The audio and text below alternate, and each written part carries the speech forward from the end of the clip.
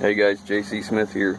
We're digging into this 3116E today, and Brandon's here helping me.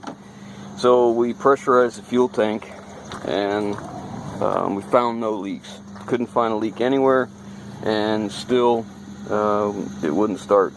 So what we're doing now is this is a cobbled up mess you might see, but I pulled the fuel lines out of the other tank over there. This tank is full, so I bypassed that sending unit just on the off chance that that sending unit pickup tube is cracked, because if it's cracked and we pressurize it with air, we're just sending more air. So he pulled it out, and these are the fuel lines here, and we just took a 3/8 adapter and slid it inside the nylon pipe, because that's a steel fitting that goes inside there. And I had this is a pump off a reefer unit I took off a truck, and it works well. So we ran the feed side or the suction side in the tank, ran the hose side out and turned it on, pressurized it, and still didn't start. So now we're not getting any air in the system right now, so the likeliness there's a problem with that send unit being cracked or rusted or something, and it's pretty high. So we just eliminated that completely by sucking in this tank. If you remember, this tank is full and the two tanks are disconnected from one another, so we don't have any air coming into our fuel anymore. So now what we're going to do is we're taking the valve cover off so we can look at the injectors. If you remember from yesterday or the last video, it may be days after you've seen it, but the last video I did on this, I told you that these injectors have 3 different systems: electric, diesel fuel, and high pressure oil. So we're going to look at the top, because I don't have a scanner that will read this medium duty truck this old. So we're going to take the valve cover off, we're going to look at the injectors, and we should be able to see, if they're firing, we should be able to see oil squirting from the sides out the discharge of the coil area. So that's what we're going to look for. Brandon's getting the intercooler pipes off now.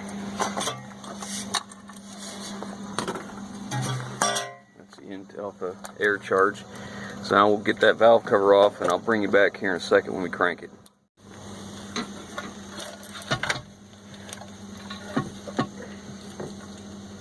Get on top?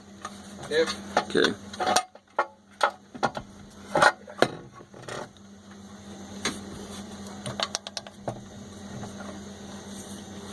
Alright. So now the valve cover's off. Look at that nice new valve cover gasket. So yeah, somebody else has tried to fix this problem as well, huh? Yeah. Yeah, I keep saying this, we're chasing somebody else's problems.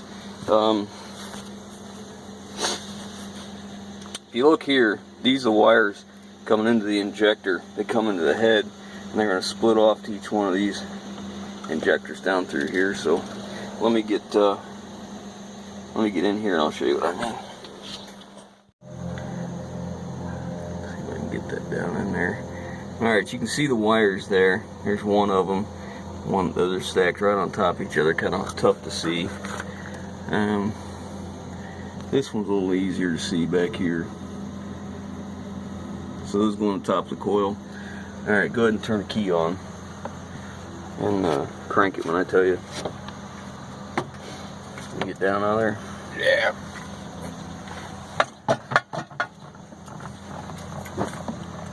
Alright, so what we're looking for, this is going to make a mess. We're looking for oil to spray out of the side of the injectors. I'm going to move this valve cover so it gives us a little shade and see a little better with the camera. Alright, go ahead.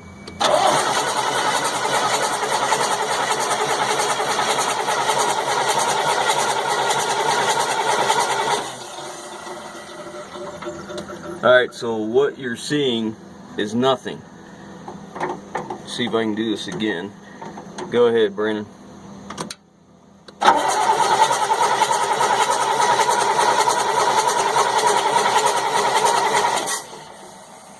Alright, so we have no oil coming out of the discharge of that coil anywhere. So, see if I can get a better angle here. It's so tough to see in here because of the sun the way it is.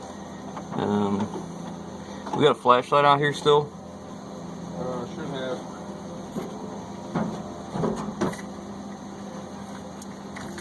In fact, go in there and just get another one, because I think I pulled the batteries for that tester. Is it there?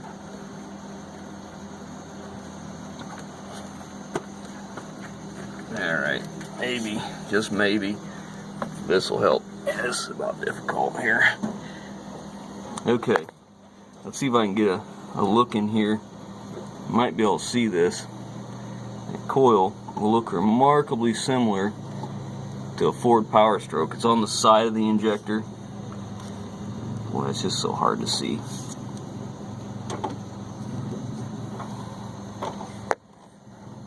I see with my eye better than you can see with the camera. Anyways, there it is right there. You see that tan colored thing? So anyhow, it's controlling the oil. There should be discharge over in this area. Alright, go ahead.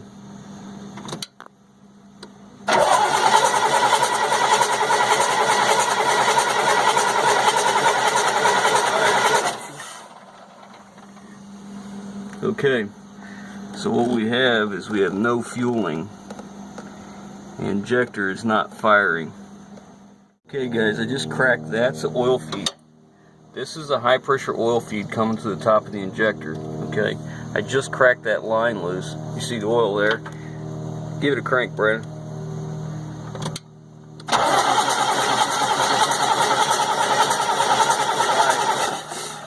So as you see that volume coming out of there, we've definitely got oil.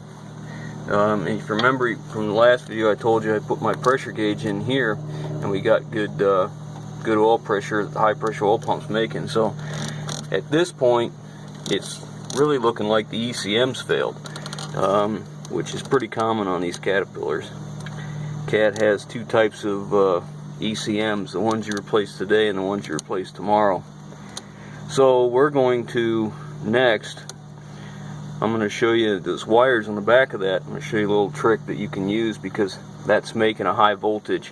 If you're familiar with Power Strokes, the coil that I showed you on the back of this is just like the Power Stroke. It uses a high voltage electric to control it. So I'm at the back of the head here, and these are the high voltage wires that come into the injectors. There's a positive and a ground for each one. So you're looking at 12 wires here, because they're all controlled independently. Now, this is what we call a tick tracer. This happens to be made by Greenlee. It's a voltage detector. This is used, and what it does is it picks up the radio frequency after Brandon picks it up, because I dropped it on the ground. It picks up the radio frequency around wires when electric is ran through them. So that being said, if the ECM is firing these injectors, we call it a tick tracer, should pick up the radio frequency, the RFI, on this wire, and it should light up, and it'll beep beep beep beep beep the whole time it's going. So we'll see, as soon as Brandon finds it, we'll see if we can do that and see what it does. You find it? No. Uh-oh. Alright, hang on. We got it. It's laying on top of the tranny. Alright, so you just push this thing forward or back to turn it on. So it's on. Go ahead and crank it. Hey, let me get it out of gear. I must have bumped that when I was trying to get this. Go ahead.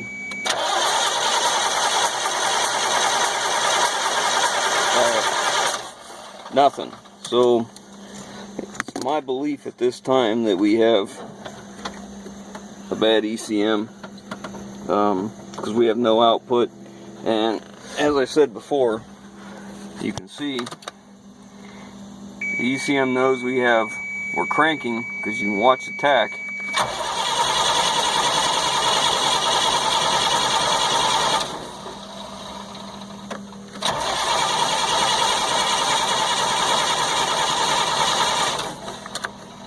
That being said, it knows it needs to fire the injectors, and it's not, and you can see that, like I showed you on the coils, none of them have oil discharge coming out of them like they should. There's an exhaust port, basically, where the oil should be spraying out. It should go back into the head and then drop down, and it's not doing that. So at this point, I think it needs an ECM.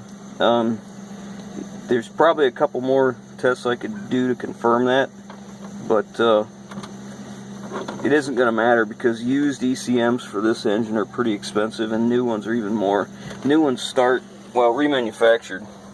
You're not going to get a new ECM for this old truck. There's plenty of guys that remanufacture them and fix them and all that crap, but again, you're getting to a point where you're putting lipstick on a pig.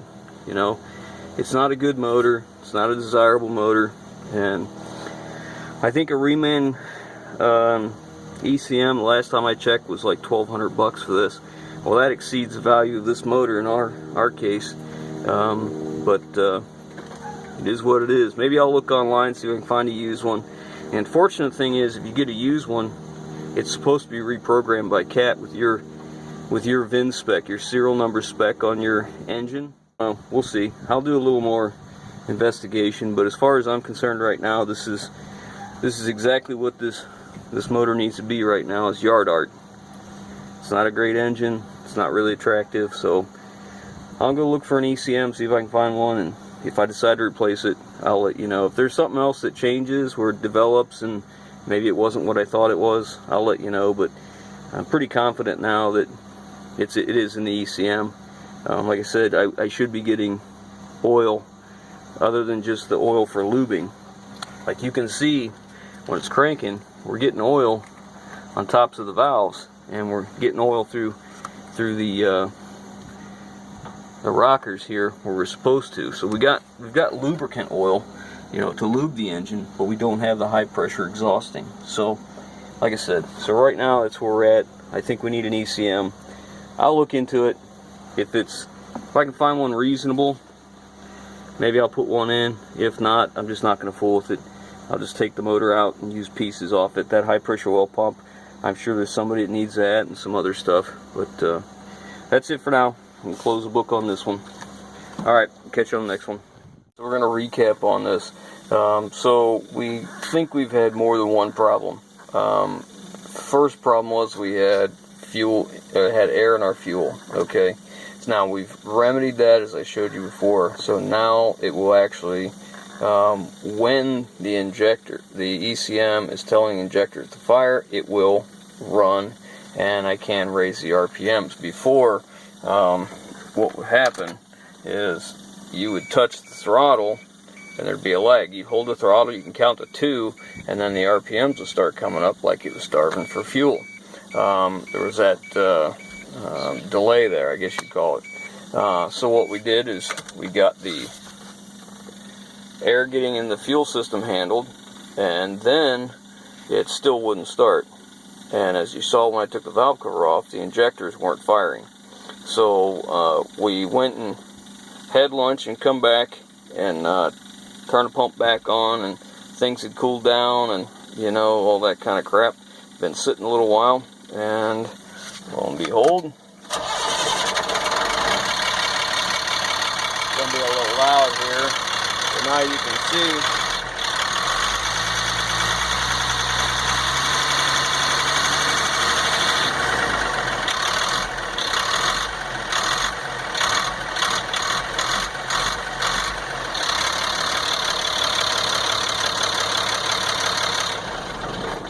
Anyways, so now you can see that it will run, and it accelerates and raises the idle like it's supposed to.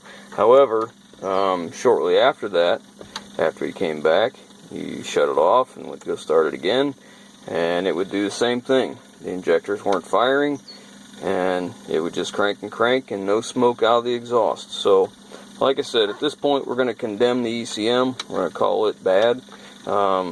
I'm going to look and see what one might cost, but I seriously doubt I'll replace it, because it's been my experience from before I've looked into this that the ECMs cost more than the engine is worth, and it's, I don't know, it's not a highly desirable engine.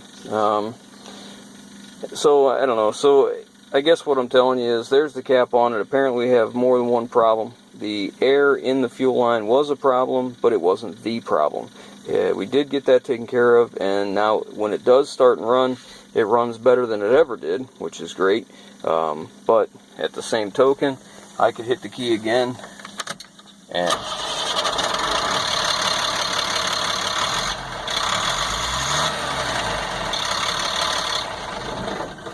course it starts that time. But anyways, I could hit the key one more time and it'll just, you know, shut off or not start, either or. So anyways, that is it. I am done with this truck for now. I'm gonna look and see if I can find a inexpensive ECM, but don't hold your breath, because I don't think it's gonna happen. So anyways, we're done with this, and I'll catch you on the next one.